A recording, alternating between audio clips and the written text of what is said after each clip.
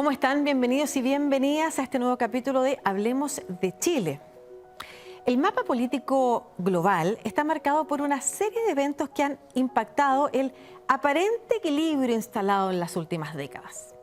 Por una parte, la evidencia de violaciones flagrantes a la Carta de las Naciones Unidas, como la invasión rusa a Ucrania o la escalada del conflicto en el Medio Oriente, plantean cuestionamientos sobre el peso de los instrumentos que promueven la convivencia y la colaboración mundial. Tras el fin de la Guerra Fría, por otro lado, Estados Unidos y la Unión Europea habían alcanzado una posición dominante en el mundo. Hoy, China la disputa con una influencia y estrategias que apuntan a Europea, Asia y el sur global. ¿Qué alianzas y poderes están tensionando el equilibrio mundial hoy? ¿Qué papel cumplen los organismos internacionales en ese mapa? ¿Y qué rol o cómo impacta eso en América Latina? Lo conversamos en este capítulo de Hablemos de Chile.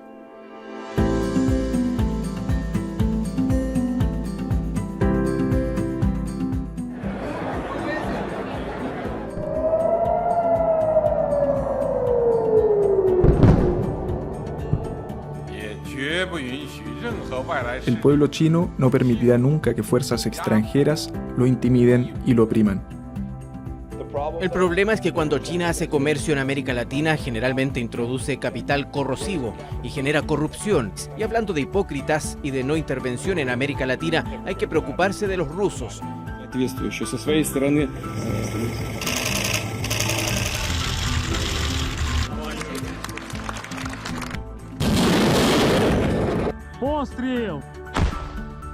Las armas occidentales ya nos están ayudando. Algunas aún están en camino, llegarán a tiempo y jugarán un papel muy importante. ¿Por qué no tratamos de crear una moneda común entre los países del Mercosur? Qué importante este tema del que vemos mucho en las noticias, pero a veces poco podemos entender en profundidad. Vamos a tratar de aportar a eso en este capítulo de Hablemos de Chile, programa que hacemos entre la Pontificia Universidad Católica de Chile y 13C, y en el que hoy tengo de invitada a Carolina Valdivia, que es abogada, ha sido coagente ante la Corte Internacional de Justicia, también fue subsecretaria de Relaciones Exteriores y ejerciste también como ministra de Relaciones Exteriores de Chile. ¿Cómo estás, Carolina? Muy bien, Lucía, muchas gracias por la invitación. Muchas gracias a ti por estar acá. Y está también Jorge Saad, que es académico de Derecho de la Universidad Católica y es director del Centro de Estudios Internacionales de la misma casa de estudio, el CIUC. ¿Cómo estás? Hola, Lucía, gracias por la invitación. Muchas gracias a los dos por estar acá para entender un poco el mapa mundial y las tensiones a las que hoy está sometida. Y en ese escenario quiero partir tratando de entender o dibujar el mapa. Carolina, si pudiéramos de alguna manera hablar de los bloques, las potencias que lideran esos bloques, ¿cómo podríamos ordenar el mapa mundial hoy? Es un mapa que está en pleno reordenamiento y las alianzas también están sufriendo o se están mostrando nuevos cambios o nuevas alianzas. Tuvimos, por lo menos hasta los atentados del 11 de septiembre del año 2001, un gran hegemón, que era los Estados Unidos de Norteamérica, primera potencia económica, militar y también en algún sentido cultural y política. Eso en este momento está en tensión, puesto que tenemos a China, un país que ha ido creciendo de manera muy fuerte en términos económicos, también con un liderazgo del presidente Xi Jinping, que es muy asertivo, que quiere llevar a China al primer nivel y disputar esta hegemonía con los Estados Unidos, y donde vemos que aparte de crecer económicamente, está buscando tener nuevas alianzas, particularmente en aquellos países que hoy se denominan del sur global, o se buscan que se denominen del sur global, y que la única diferencia o gran diferencia que tiene hoy con Estados Unidos es que militarmente todavía no es una potencia del mismo nivel que los Estados Unidos. No obstante, igualmente están poniendo, o parte del presupuesto importante de China está yendo a acrecentar precisamente toda el área de defensa. Y luego tenemos a Rusia, que tiene una concepción distinta. Rusia es un país también que históricamente, digamos, fue una potencia y que hoy día además Rusia está desafiando al orden internacional, particularmente cuando vemos que un país que es miembro permanente del Consejo de Seguridad Seguridad de Naciones Unidas, que inicia una guerra de agresión en contra de uno de sus vecinos, incumpliendo además flagrantemente la Carta de las Naciones Unidas. Y eso entonces nos lleva también a que haya una reestructuración o una revalorización o más bien digamos una no tomar en consideración ciertos instrumentos que habían guiado el orden internacional hasta ahora. Y luego todo eso, sin que yo también discrepo un poco que estemos totalmente a una nueva Guerra Fría, vemos cómo los distintos o estas distintas hegemonías están tratando de buscar aliados. ¿Y dónde están buscando estos aliados y cómo los están buscando? Bueno, obviamente en aquellos países que están fuera o que no son estas grandes potencias. Está la Unión Europea, que siempre está por su relación histórica vinculada con los Estados Unidos, particularmente en el caso del Tratado del Atlántico Norte, y en una materia también cultural, política, de defensa de los derechos humanos y la democracia. Luego tenemos América Latina, donde, por cierto, bueno, está México por un lado, que siempre ha mirado mucho más a los Estados Unidos, principalmente porque son vecinos y porque allí está la economía mexicana es muy, muy dependiente, muy vinculada con Estados Unidos. Y luego todos los otros países de las Américas, como puede ser el caso de Brasil, que juega, digamos, de manera muy independiente y siempre equilibrando sus propios intereses, es decir, no le dice que no a Estados Unidos, pero tampoco le dice que sí en todo a China o a Rusia. Luego en África, donde ya vimos que hay un posicionamiento sobre todo de China que es muy importante en términos sobre todo de alianza económica. Ya hemos visto las últimas acciones que tiene la vicepresidenta Kamala Harris de buscar y de volver a traer a África, digamos, más bien a su órbita. Y luego también unas grandes tensiones y alianzas en lo que se denomina el Indo-Pacífico, es decir, esta conjunción entre los océanos Índico y el Océano Pacífico, donde vemos que Estados Unidos también está buscando alianzas muy fuertes, particularmente con los socios like-minded que se llaman, sobre todo con la India y también con Australia, con Japón y con Corea en estos nuevos movimientos, sobre todo de Japón, Corea y Estados Unidos, de esta cooperación trilateral, que es muy importante también de ver qué va a significar eso. Y qué es lo que va a pasar, obviamente, o cómo China va a mirar esta situación. Perfecto. Voy a la prueba y bueno, que muy bien, me lo puedo pintar en el mapa mundi con colores ya. Fue súper bien explicativo, con una palabra introductoria en tu relato, que es el reordenamiento. ¿Por qué se produce un reordenamiento? Porque estamos en esa fase. Porque, ¿qué pasó a partir de, además, como tú decías, el 11 de septiembre, ¿no es cierto?, del año 2001 en Estados Unidos, que rompe este aparente equilibrio que existía? ¿Por qué? A ver, creo primero que Carolina hizo un recorrido por el mapa muy completo y en este reordenamiento del orden global creo que se está produciendo un rebalance del poder. Esto es como que tuviéramos placas tectónicas que se están moviendo y que no sabemos si va a derivar en un terremoto, si va a derivar en un remesón. Y por eso se dice que el orden internacional del futuro no hay un horizonte claro. Nadie tiene muy claro hacia dónde va a ir. ¿Por qué?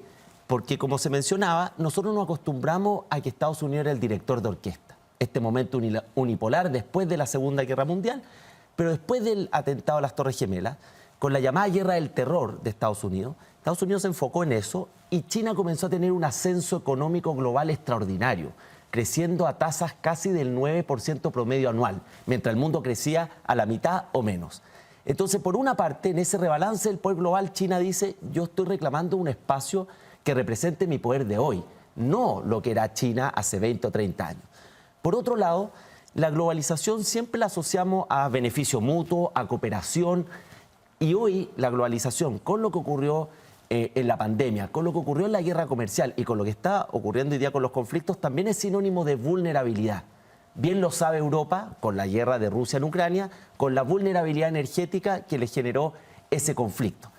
Y por otro lado, tenemos una serie, llamémosle, de potencias medias, incluyendo a la Unión Europea, que también quieren reclamar su espacio. La Unión Europea habla de su autonomía estratégica, poco reducir su dependencia cuando ve esta rivalidad entre China y Estados Unidos. Tenemos a los países de Medio Oriente, por ejemplo Arabia Saudita, que también está desarrollando una estrategia que quiere una visión global.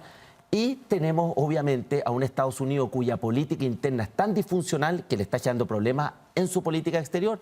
Y esta China que asciende, que está muy presente en África y que crecientemente está también teniendo presencia en América Latina, no solamente desde el punto de vista del comercio, sino también de la inversión en sectores como la energía, minería, infraestructura, que son telecomunicaciones, que son sectores estratégicos. Sí. Entonces, en definitiva, se están moviendo las placas y se está rebalanceando, creo yo, el poder global con un Estados Unidos que va cayendo y hay otros actores que quieren tener mayor protagonismo. Es muy interesante lo que mencionas respecto de cómo enfocarse para Estados Unidos en esta guerra contra el terrorismo, ¿no es cierto?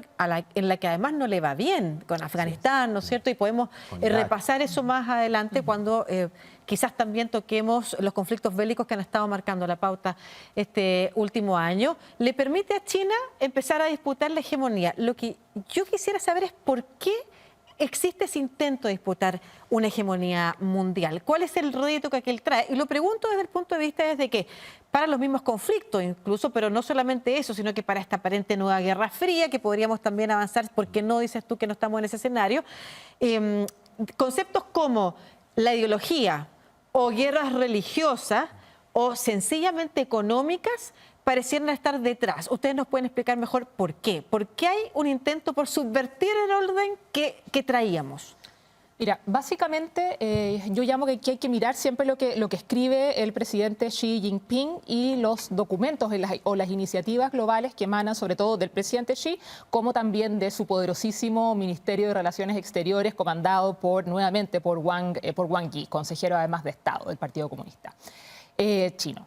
A ver, aquí hay sobre todo un cuestionamiento, desde cuando uno lee estos documentos chinos, a un sistema de valores que China cuestiona.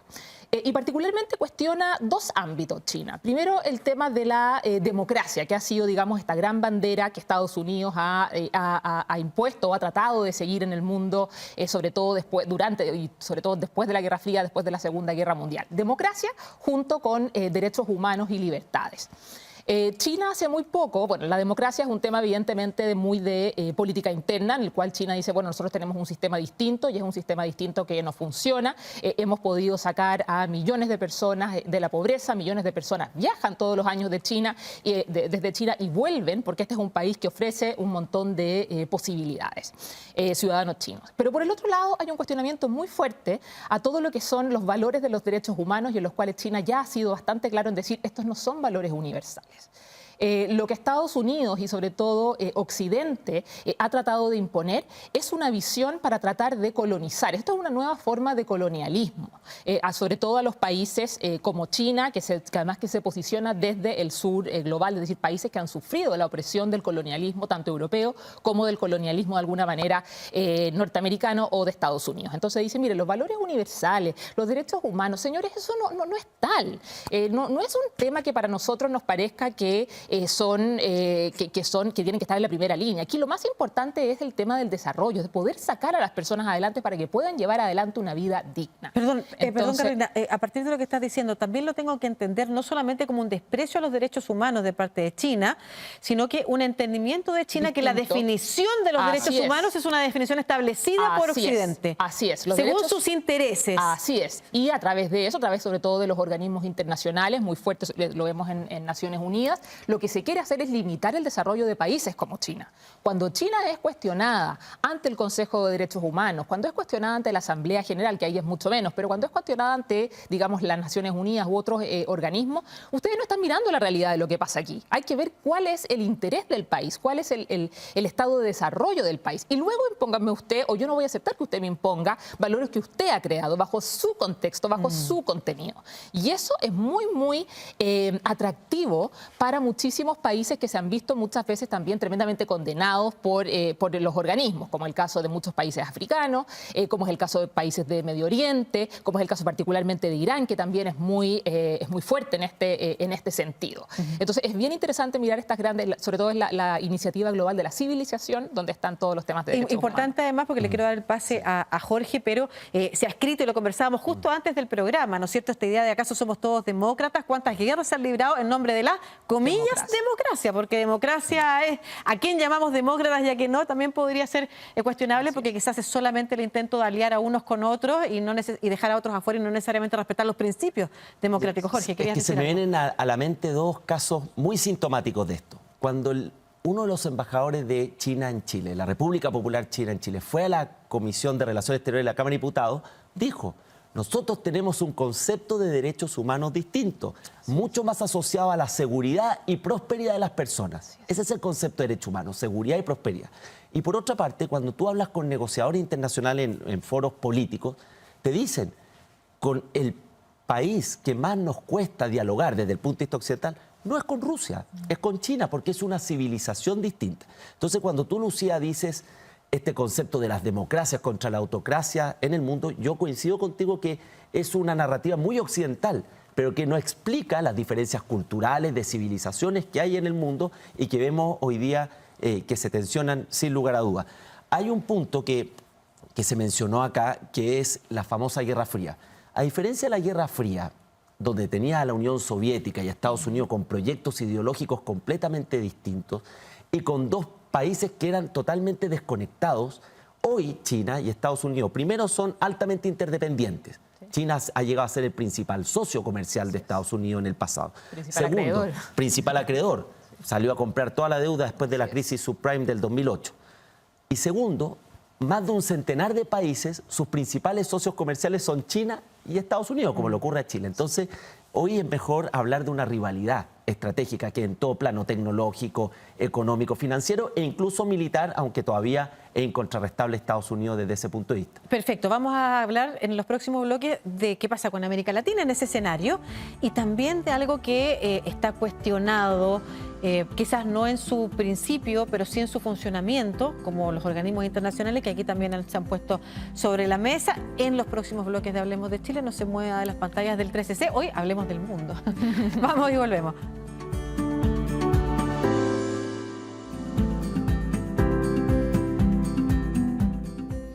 Estamos de regreso en este capítulo de Hablemos de Chile, conversando sobre el contexto geopolítico, las tensiones a nivel global con Carolina Valdivia y con Jorge Saad.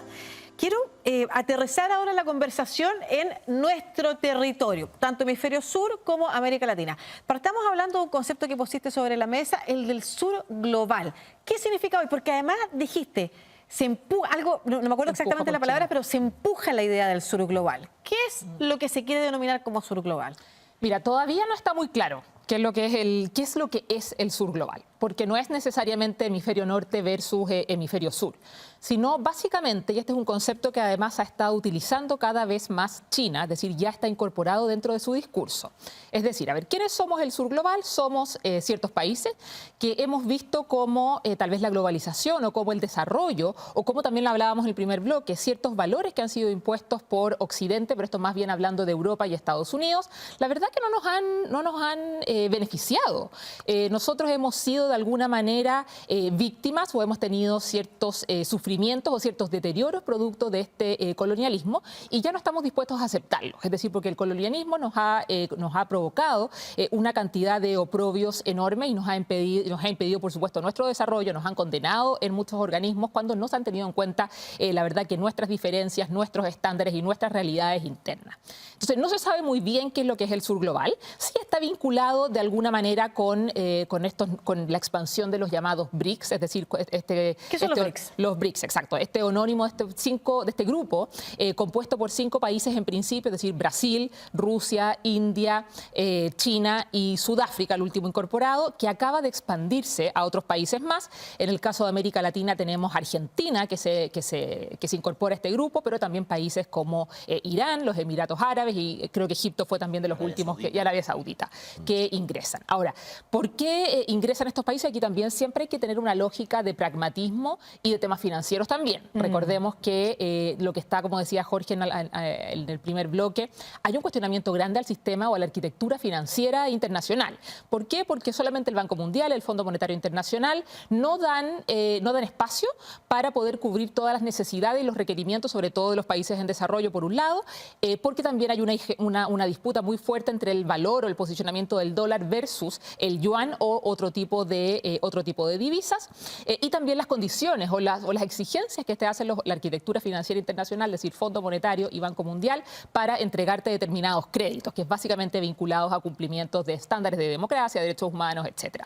Entonces, China ha creado en este nuevo contexto lo que se llama el nuevo Banco de Desarrollo, que está además vinculado a los BRICS y que lo han financiado de una manera muy agresiva, muy importante. Financiamiento además que viene, por supuesto, de China, pero también de los Emiratos Árabes, de Argelia, entiendo que ha puesto algún financiamiento, y otros países, sobre todo del Medio Oriente. Entonces, claro, en el caso de Argentina, que hoy en día está muy compelido. Acotada con el FMI, por ejemplo, y que ha formado parte eso de la discusión política electoral. Absolutamente. Claro, y ahí uno entiende también por qué dentro de su política interna la decisión de asociarse a los BRICS, por ejemplo, se transforma en un punto de discusión. Jorge, acabas de levantar la mano para decir algo, pero quiero aprovechar de que aterrices esto en América Latina, porque América Latina como bloque, América Latina como países por separado que tienen que ver qué hacer y con quién se alían, porque tú decías algo que es relevante, que es China y Estados Unidos no es un bando y el otro, porque en realidad están mucho más entrelazados, pero muchas veces le ha tocado a Chile incluso tener que optar por un camino u otro. ¿Qué pasa con América Latina en ese contexto? Solo una idea de lo que dijo Carolina. Yo soy de la tesis que hoy día las alianzas son mucho más pragmáticas y basadas en intereses. Económicos. Económicos. Claro. Intereses pragmáticos. Uno dice, ¿cómo Arabia Saudita está con Irán en los BRICS? Si hasta hace poco tenían suspendidas sus relaciones diplomáticas, por ejemplo. Pero porque miran su interés nacional y dicen, a mí me conviene estar acá porque esto me va a generar financiamiento, oportunidades de desarrollo, etc. Yo soy muy de la tesis de que estos grandes alineamientos, con excepción caso de guerra o conflictos bélicos, hoy hay más movimiento de la ficha. Y yendo a América Latina tiene un tema muy débil de integración política, incluso económica, con la excepción de la Alianza del Pacífico, que tampoco atraviesa por su mejor momento. El Mercosur está prácticamente paralizado. Y si tú lo comparas económicamente, el comercio intrarregional, es decir, el intercambio económico de bienes en América Latina, es menor del 20% en comparación a sobre el 60% que tiene la Unión Europea. Porque ya los países de América Latina exportan no a América Latina, tienen poca complementariedad, etc. Pero también es política.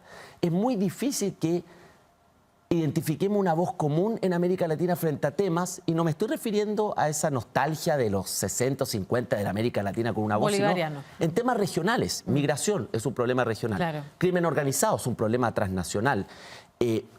El retroceso de la democracia también requiere un diálogo regional. El narcotráfico.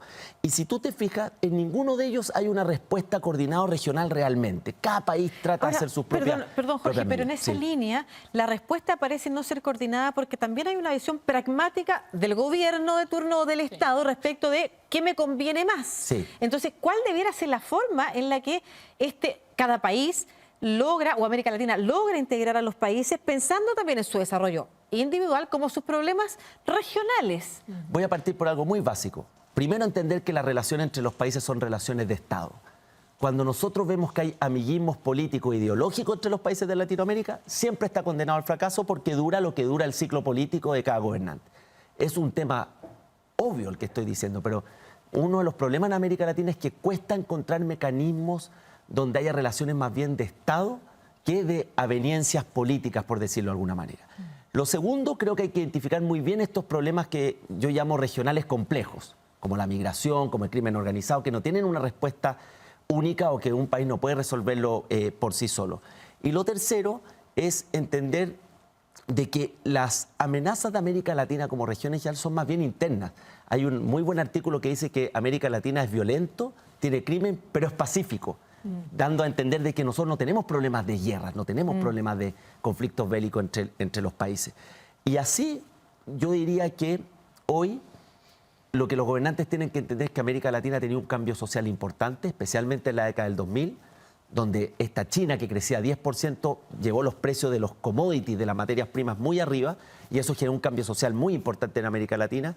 Segundo, trabajar el tema institucional. Todavía tenemos un déficit institucional, no necesariamente en Chile, pero tú ves el tema del Poder Judicial, de la integridad de las elecciones, etc. Y respecto a Estados Unidos y China, y con esto termino, es muy difícil que se tome una posición, porque hoy día China es el principal socio comercial de prácticamente la mayoría de América Latina, pero sí hay que pensar en ciertas inversiones en sectores estratégicos, si debiera haber algún mecanismo en los países de América Latina para evaluar los riesgos que significa desde el punto de vista de seguridad nacional, por ejemplo, que un Estado tan poderoso como el de China tenga gran parte de los activos estratégicos de un país. Ya, me quedo encima de la mesa la pregunta sobre si América Latina no se logra integrar precisamente por la intervención de estas potencias también, o porque no ha logrado un mecanismo que le permita, por una parte, a los países tener alianzas individuales, porque es importante, sea decisión de Estados Unidos o China, pero por otro lado, el balance que significa poder actuar en conjunto. A propósito de eso y de las alianzas con China, quiero que escuchemos al profesor doctor en Relaciones Internacionales, académico de Ciencia Política de la Católica, Francisco Urdínez, que se refiere precisamente a la manera estratégica en la que China ha ingresado comercialmente a generar una influencia fuerte en América Latina. Por favor.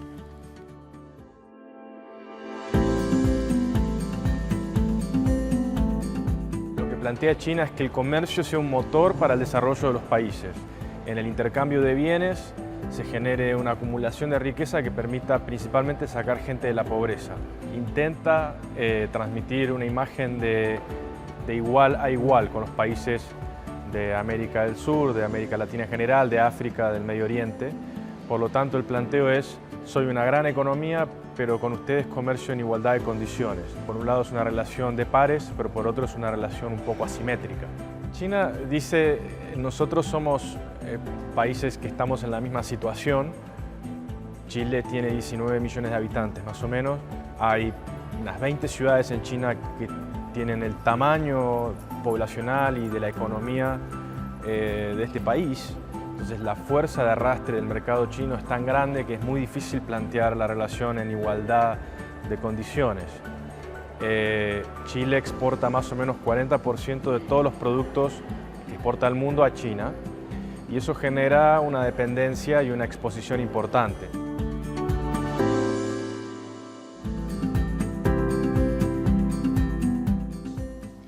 Estamos de regreso aquí en Hablemos de Chile, hoy conversando del mundo, de la situación geopolítica. Estamos con Carolina Valdivia y con Jorge Saad. Y a propósito de la salida del último bloque, ¿no es cierto?, hablando de China, yo les preguntaba en la pausa y quisiera que lo pusiéramos sobre la mesa acá, como ¿por qué se acerca China a América Latina? ¿O por qué quiere romper la hegemonía de Estados Unidos? Y yo lo resumía en ¿por qué quiere dominar el mundo? Y usted me decía, no quiere dominar el mundo China. No, yo no. Cuando uno mira la historia de China, recordemos que es un imperio al cual siempre se le va a rendir culto, tributo al emperador. Pero el emperador también permitía que dentro de las propias fronteras de todos estos países que estaban más bien a los alrededores pudiesen mantener sus civilizaciones, pudiesen mantener su sistema, pero evidentemente reconociendo que había alguien que era quien dominaba. China yo no lo veo en una óptica de dominar, sino que tiene aquí, evidentemente quiere que sus productos estén en parte del mundo, quiere que su tecnología se reconozca, quiere también disputar lo que hablábamos hace un momento, que el yuan sea una divisa dentro de las cuales también sea tan cotizada como es el dólar. Falta un largo trecho para ello. Quiere, por supuesto, porque ya está dicho dentro de todos los discursos del presidente Xi, de reposicionarse con respecto a Taiwán. Es decir, sí quiere, porque esto es un interés además nacionalista muy, muy importante en el caso de China, del principio de una sola China, y que los países del mundo lo reconozcan. Lo reconocen todos, desde Estados Unidos hasta, o no todos, pero muchísimos países reconocen el principio de una sola China, y quiere tener, digamos, esta injerencia, y quiere que Taiwán vuelva a ser parte integral de su territorio. Pero básicamente está preocupado de su propio desarrollo. Tal cual, está preocupado de su desarrollo. Y eso a Estados Unidos parece que no le gusta tanto. Efectivamente, Estados Unidos también, como una especie de imperio, tiene aquí un relato, una narrativa que sí ha buscado imponer en el mundo. Recordemos como que... cultural. Exacto, cultural y valórico, si lo podríamos llamar en algún sentido. Recordemos cuando se inicia la guerra del terror, o todas estas operaciones, tanto en Afganistán como en Irak, buscaban imponer un tema de la libertad duradera. Es decir, queremos que Irak sea un país democrático, queremos que Afganistán esté libre de terroristas y que puedan celebrarse elecciones libres, y que Estados Unidos empujó muchísimo por eso, cuando históricamente ni Afganistán ni Irán habían sido democracias de alguna manera similares. Como la democracia como la entendemos en Occidente. Absolutamente. Eso es algo que se da en Estados Unidos, que se da en Europa y en América Latina, y que ha ido además requebrajándose.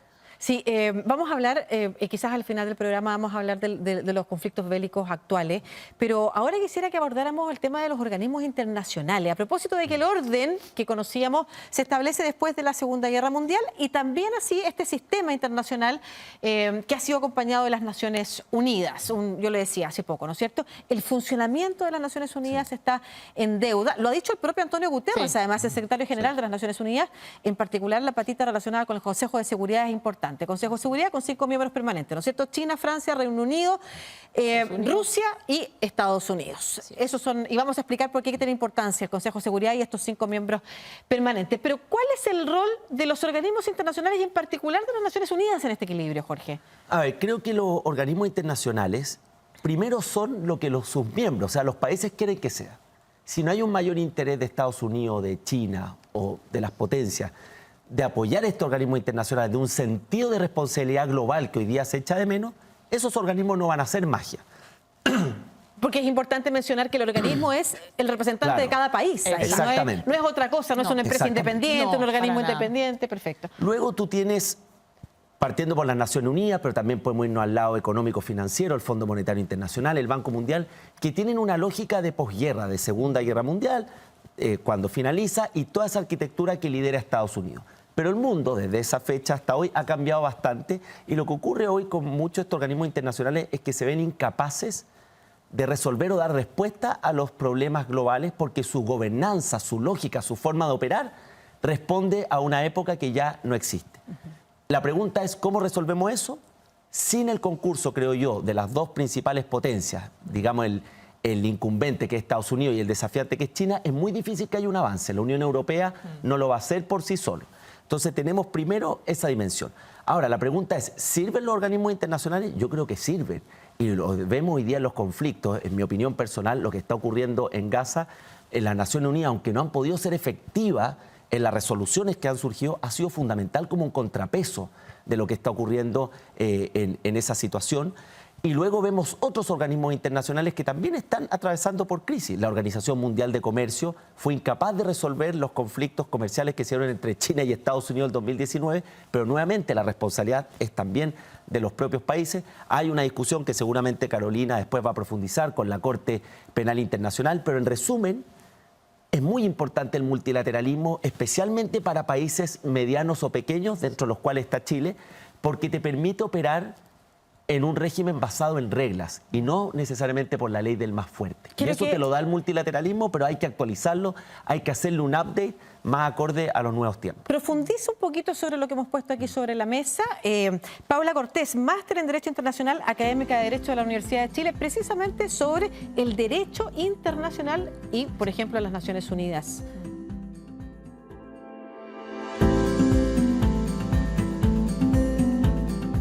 El derecho internacional ha sido y es lo que los estados quieren que sea, a pesar de esta gran organización que es Naciones Unidas. Es una organización que es débil. Si nosotros pensamos en las competencias que tiene, no es autónoma. El órgano que tiene la capacidad, por ejemplo, de dictar medidas, sanciones que pueden ser económicas, militares, es el Consejo de Seguridad, que como todos sabemos en su conformación tiene 5 miembros permanentes con derecho a veto de lo que se quiera hacer, que son los triunfadores de la Segunda Guerra Mundial.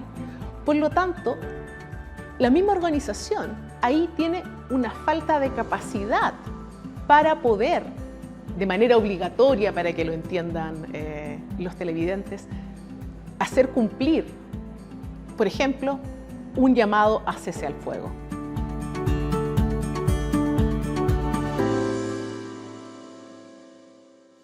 Qué importante eso. Recién mencionábamos cuáles eran los países, ¿no es cierto?, miembros permanentes del Consejo de Seguridad de las Naciones Unidas. ¿Cómo el funcionamiento y el veto que tienen, el poder de veto que tienen esos países, ha influido no solamente en la capacidad de gobernanza de las Naciones Unidas, sino que también en la reputación que hoy tiene el organismo?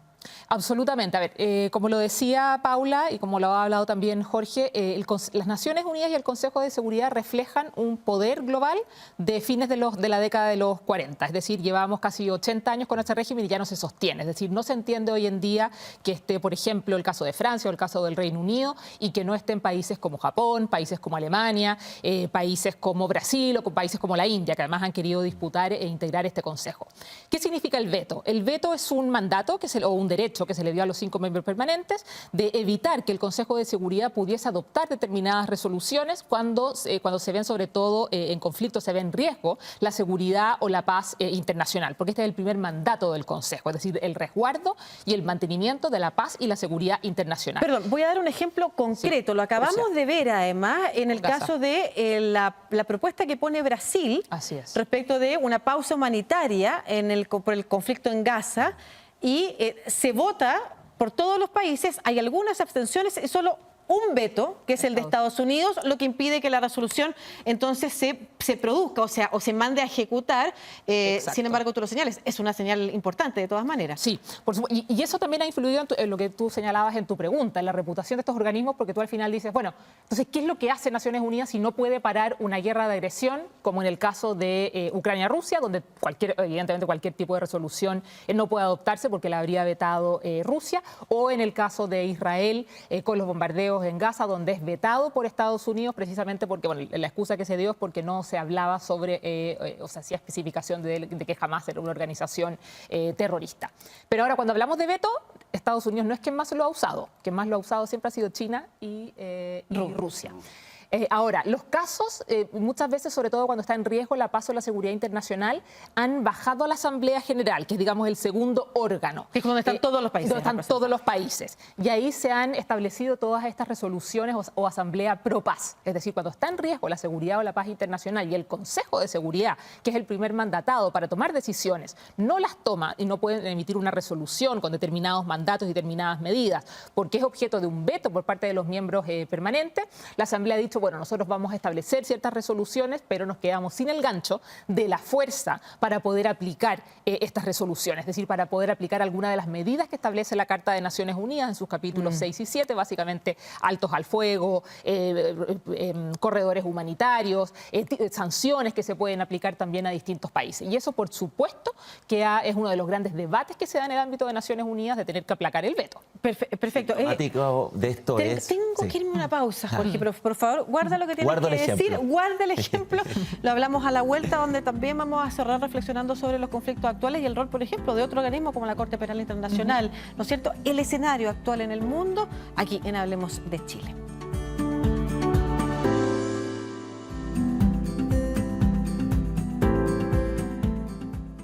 Ya, estamos de regreso en el último bloque de Hablemos de Chile. Estoy con Carolina Valdivia y con Jorge Sanz. Jorge, nos habíamos ido a la pausa. ¿Tú querías decir algo?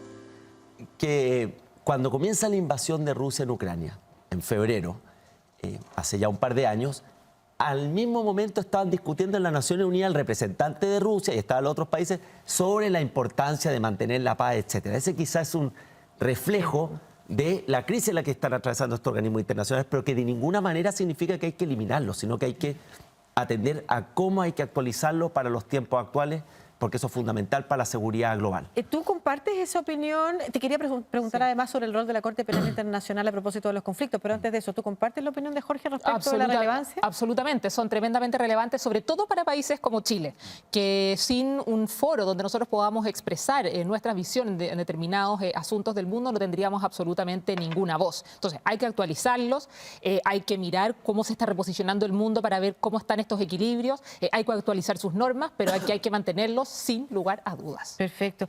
Qué importante ese mensaje, pero que se escucha harto de Agenda 2030, la ONU no sirve para nada, y es relevante la conversación que hemos tenido, me parece acá, un poco para explicar cómo funcionan, reconocer que tienen problemas, pero que su funcionamiento es fundamental, especialmente para los países como los nuestros. Jorge, ¿qué ha pasado con los conflictos bélicos que hemos tenido en el último año? ¿No es cierto? Los últimos 2 años, tú nos mencionabas, Rusia-Ucrania, el atentado de Hamás a Israel, luego la respuesta de Israel a Gaza, que ya lleva más de 10.000 personas muertas, ¿no es cierto? En ese contexto. ¿Qué rol también ocupan en este equilibrio precario en el que se encuentra el mundo? Creo que son fundamentales porque En un conflicto bélico o una guerra, yo no considero que sea una guerra lo que está ocurriendo en Gaza, es un conflicto porque no hay dos ejércitos, no hay, incluso una de las partes no reconoce a la otra como un Estado. No todo vale. Algunos piensan de que cuando hay un conflicto bélico todo vale. Y nadie podría decir, así como hay que condenar muy claramente el atentado terrorista Hamas, uno no puede permanecer indiferente a lo que yo creo es una masacre lo que está ocurriendo en Gaza. O sea, más de 4.000 menores de edad muertos, más de 200 ataques a servicios de salud, universidades, 50.000 mujeres embarazadas que no tienen los servicios básicos para poder llevar adelante su embarazo. Y eso no significa que uno no condene también los atentados terroristas. Pero específicamente, la pregunta es si remueve más el tablero, si puede generar, por ejemplo, una nueva Guerra Fría, o incluso algunos están hablando de algo más global. Yo creo que hoy día los incentivos no están puestos para que esto escale. Nadie quiere que escale el conflicto en Gaza. No lo quieren los países de Medio Oriente, más allá del discurso público que tú puedes ver en Turquía, en el propio Irán, en Líbano. Si tú haces el doble clic, nadie quiere que esto escale. En segundo lugar, los propios mercados no han interpretado de que esto va a escalar porque los precios más sensibles, el petróleo, el propio gas, no han variado sustancialmente. Pero lo que sí remueve es la importancia que partía en el primer panel de el orden internacional basado en reglas, el derecho internacional. En una guerra, el derecho internacional humanitario es importante, la protección de los civiles, la respuesta, la legítima defensa, pero proporcionada, no indiscriminada. Entonces creo que lo que estamos viendo hoy día y lo que hemos visto con Rusia y Ucrania, donde lamentablemente se ha normalizado esa guerra, nos vuelve a remecer la conciencia de la importancia que tiene que haber principios que al menos protejan a la población civil. Y ahí el rol de la Corte Penal Internacional, ¿qué es esa Corte y qué rol puede tener? Este es el Estatuto de Roma, famoso Estatuto de Roma, que se firma en 2009, que crea un tribunal independiente, un tribunal internacional, que no es un organismo de Naciones Unidas, sino que está vinculado a él, pero no es un organismo de Naciones Unidas, y que tiene por mandato investigar y evidentemente sancionar todos aquellos crímenes que son los más graves. Dentro de ello, evidentemente, los crímenes de guerra, es decir, el incumplimiento del derecho internacional humanitario, el genocidio y los crímenes de lesa humanidad.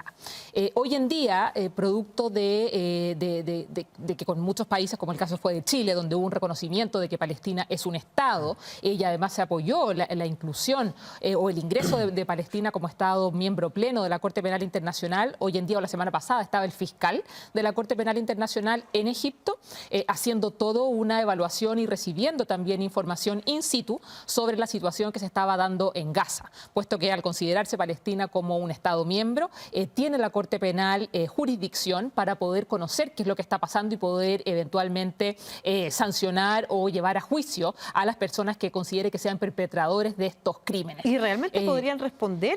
¿Cuál es el ejemplo que tenemos? No, tenemos casos, sobre todo en el caso de países africanos, donde han habido sanciones de cárcel, penas privativas de libertad por crímenes también de guerra, crímenes de lesa humanidad. Están los casos de Liberia, está el caso de Sierra Leona, y hay otros casos que también se han dado, el caso de Sudán Sudán o Sudán del Sur con Omar al-Bashir, donde hay ciertas órdenes de arresto. Es difícil estas órdenes de arresto, con Putin también existe una vigente. Perdón, ¿hay vetos, países con veto?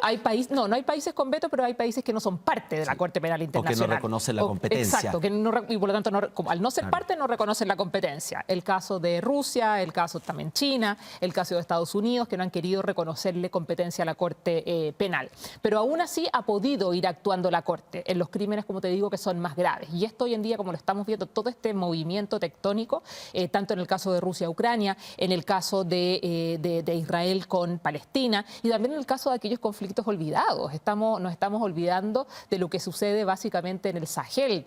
Acabamos de ver ayer una matanza de casi 1.000 personas de las milicias Janjaweed en la frontera entre Sudán y el Chad, y lo que está pasando también en la República del Congo, sobre todo en el este de la República del Congo, en la frontera con Ruanda, un conflicto que nunca ha terminado después del genocidio ruandés del año 94, que son ciertos conflictos que, bueno, sobre todo aquí lejos no los vemos, pero siguen ahí muy latentes y son muy, muy brutales. También los casos de Myanmar y así otros que podríamos también ir, Yemen, Siria.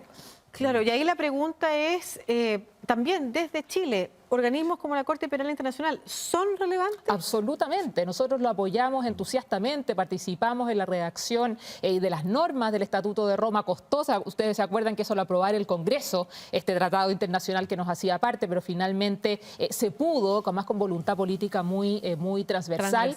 Y Chile tiene que estar presente en esas discusiones, es decir, lo que señalaba la académica Paula Cortés, el derecho internacional es lo que los estados quieren que sea, pero evidentemente que países como nosotros tenemos que estar allí porque sin eso no tendríamos absolutamente ningún peso, ningún tipo de relevancia. Y ningún tipo de protección. Y la clave, porque Carolina fue ministra de Estado, canciller, la clave es que la política exterior chilena ha sido basada en principios. Y uno de esos principios es que respete y promueve el derecho internacional. Entonces, todos estos ejemplos que hemos visto, Chile siempre ha sido protagonista dentro del rol y el tamaño que tiene dentro del mundo. Bueno, la discusión que ha estado puesta sobre la mesa a veces sobre los organismos internacionales y que también ha llegado a Chile sobre los tratados también a propósito, desde la discusión constitucional, las discusiones políticas también que podían darse en el marco electoral, ha sido un poquito aclarada aquí con la participación de ustedes. Les agradezco a ambos esta conversación muy interesante y por supuesto siempre a ustedes que nos acompañan en cada capítulo de Hablemos de Chile, que se puede escuchar a través de Spotify y que ustedes también pueden ver a través de las plataformas digitales de Media UC. Un abrazo muy grande, nos encontramos en un próximo capítulo. Chao.